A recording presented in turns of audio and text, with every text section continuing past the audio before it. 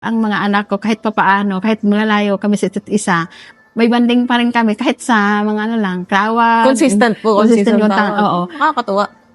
Minomonitor ko sila kung magbibiyahe sila hanggang sa ano. At saka, kung Tsaka di po ba, ikakat lang po kita, pag po nag-ano sa barko, di ba, parang every 3 days, every once a week, ang dock nila, so yun dun lang sila nagkakaroon ng time na makakontakt, di po ba? Ganun. sa cruise ship kasi, Mahal ang internet eh. malimit naman silang magdaong kasi mga tourist yan okay. eh. Dito sa Europe at saka US ang takbo ng ang ruta ng mga barko lang sinasakyan. Kumbaga, malimit ang daong.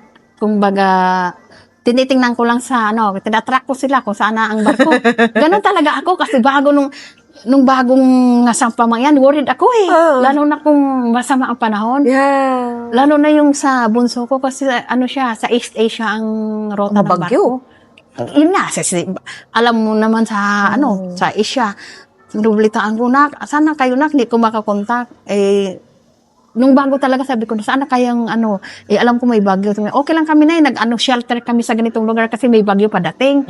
Kaya, ganun kami gusto po. Pasalamat ako may technology ngayon. Kasi malaking tulong kasi hindi ako nag-less ang Kahit pa paano work ko. nagkakaroon ka ng kampante.